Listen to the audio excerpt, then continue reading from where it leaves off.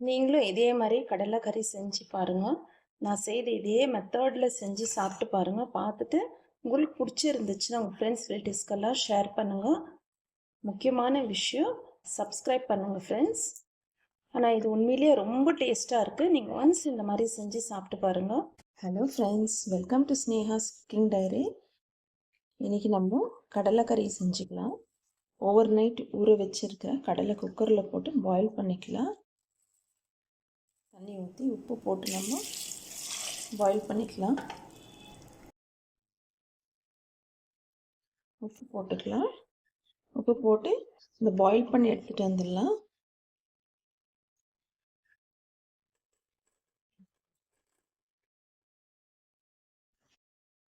நம்ம கடலைக்கறிக்கு மசாலா ரெடி பண்ணிக்கலாம். அதுக்கு நான் தேவையான அளவு தேங்காய் எடுத்து வச்சுருக்கிறேன். கொஞ்சம் கறி லீவ்ஸ் எடுத்து வச்சுருக்கேன். சோம்பு, மிளகு 1 ஸ்பூன், சீரகம் 1 ஸ்பூன், காரத்துக்கு தேவையான அளவு ரெட் சில்லி எடுத்து வச்சு இதெல்லாம் நம்ம மிக்சி ஜாரில் போட்டு ஃபைன் பேஸ்ட்டாக நம்ம கிரைண்ட் பண்ணி வந்துடலாம்.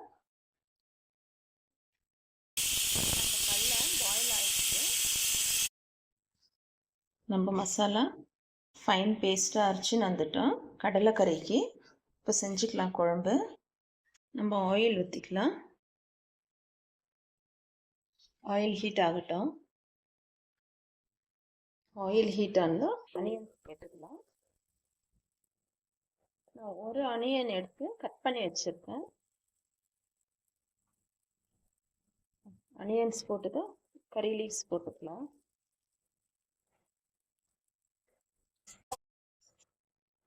அனியன்ஸ் இந்த அளவுக்கு வதங்கினா தான் டேஸ்ட்டாக இருக்கும் குழம்பு.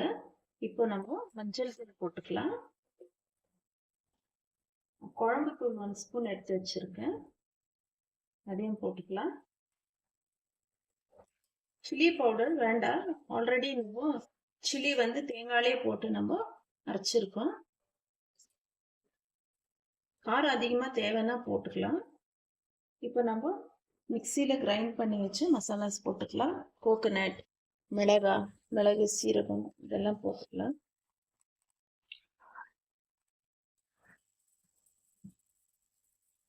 பச்சை வாசனை போகிற வரைக்கும் வதங்கட்டும். நம்ம மசாலாஸ் நல்லா வதங்கிடுச்சு. நான் ஒரு டொமேட்டோ எடுத்து கட் பண்ணி வச்சுருக்கேன், அதையும் போட்டுக்கலாம்.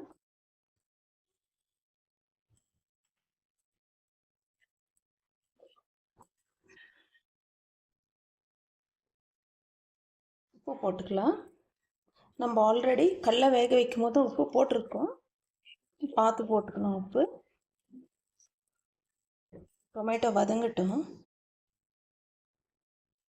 நான் மிக்சி ஜாரில் மசாலா அரைச்சி தண்ணி கொஞ்சம் ஊற்றுறேன்.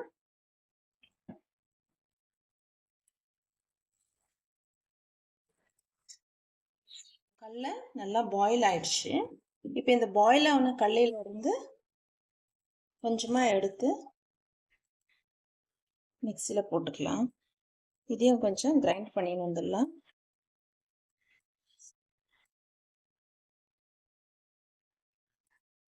இதே மசாலா அரைச்சி மிக்சி ஜார்லேயே நம்ம இந்த கடலையும் கிரைண்ட் பண்ணி வந்துடலாம்.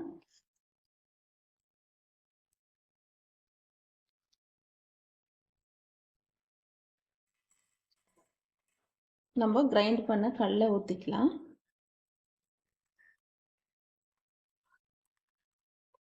மிக்சியில் போட்டு ஃபைன் பேஸ்ட்டை நம்ம கடலை அரைச்சா அது ஊற்றிக்கலாம். இப்போ குக்கரில் பாயில் பண்ண கடலையை எடுத்து போட்டுக்கலாம்.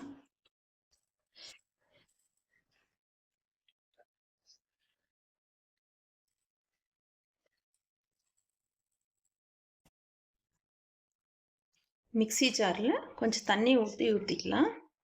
இப்போ நம்மளுக்கு எவ்வளோ கன்சிஸ்டன்சி திக்காக வேணுமோ, குழம்பு எந்த அளவுக்கு கன்சிஸ்டன்சி வேணுமோ இப்போ நம்ம தண்ணி ஊற்றி அதை சரி பண்ணிக்கலாம்.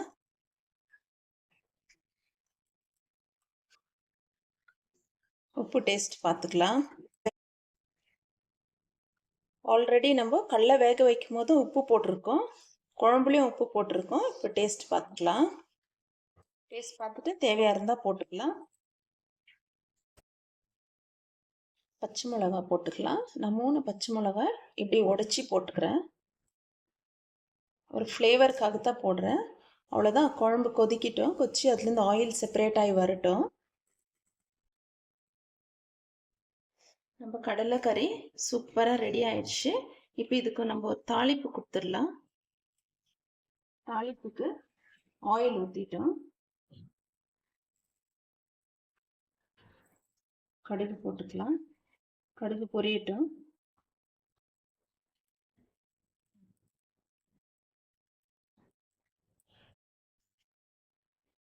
கடுகு பொரிஞ்சிடுச்சு. மிளகாய் ஒன்று போட்டுக்கலாம். நான் அப்படியே ஃபுல்லாக போடுற மிளகாய் கரைவேப்பிலை போட்டுக்கலாம்.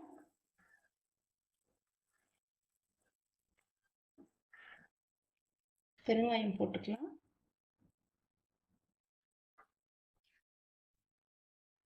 ஓகே, நம்ம தாளிப்பு குழம்புல எடுத்து ஊற்றிக்கலாம்.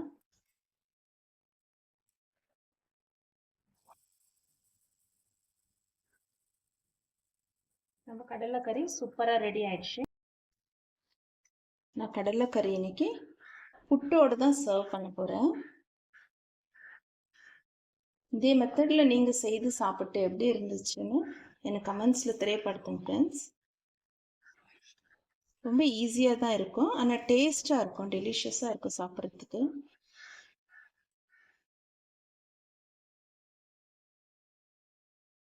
புட்டு செஞ்சுக்கலாம். நான் ரெடிமேட் புட்டு பொடி தான் எடுத்திருக்கேன். இப்போ மெஷர் பண்ணிக்கலாம். 1 கப்பு புட்டு பொடினா 1 கப் ஆஃப் நார்மல் வாட்டர் ஊற்றிக்கலாம்.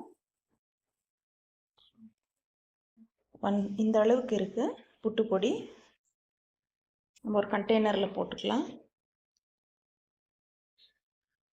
இப்போ இதே கண்டெய்னரில் நம்ம வாட்டர் மெஷர் பண்ணி ஊற்றிக்கலாம். நார்மல் வாட்டர்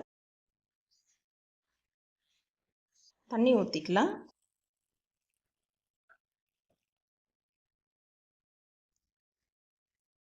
உப்பு போட்டுக்கலாம். இதை மிக்ஸ் பண்ணிவிட்டு 10 to 15 மினிட்ஸ் நம்ம அப்படியே விடலாம். இது தண்ணி புட்டு பொடியெல்லாம் ஊறி வரட்டும். இந்த மாதிரி மாய்ஸ்டாக நம்ம மிக்ஸ் பண்ணி வச்சுக்கணும். மிக்ஸ் பண்ணி நம்ம 1 கப் புட்டு பொடிக்கு 1 cup equal quantity of normal water ஊற்றணும். அது இந்த அளவுக்கு மாய்ஸ்டாக இருக்கணும். இப்போ இது நல்லா நம்ம மிக்ஸ் பண்ணிவிட்டு 10 மினிட்ஸ் நம்ம க்ளோஸ் பண்ணிடலாம். நம்மளுக்கு 10 மினிட்ஸ் ஆயிடுச்சு. இப்போ நம்ம புட்டு செஞ்சுக்கலாம். புட்டு கண்டெய்னர் வச்சுருக்கேன், அதில் தண்ணி ஊற்றி வச்சுருக்கேன். தண்ணி பாயில் ஆயிடுச்சு. இது கண்டெய்னர் உள்ள நம்ம கீ அப்ளை பண்ணிக்கலாம்.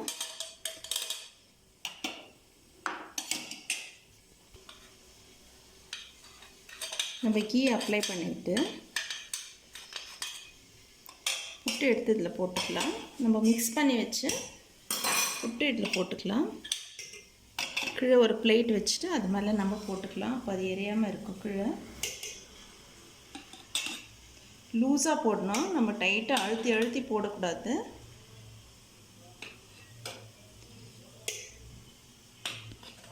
இப்போ பாதி கண்டெய்னரில் நம்ம புட்டு போட்டோம். கொஞ்சம் தேங்காய் போடலாம்.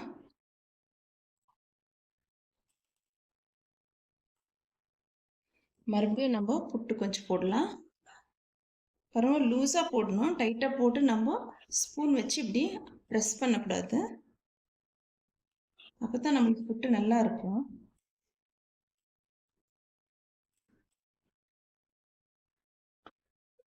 இது நம்ம ஒரு 3 to 4 மினிட்ஸ் பாயில் பண்ணி ஸ்டீமரில் பாயில் பண்ணி எடுத்துக்கலாம்.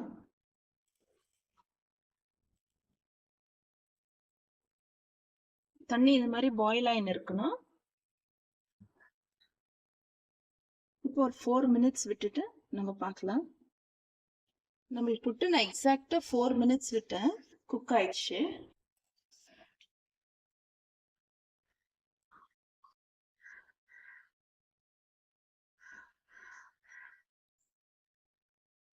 நம்ம புட்டு சூப்பராக ரெடி ஆயிடுச்சு.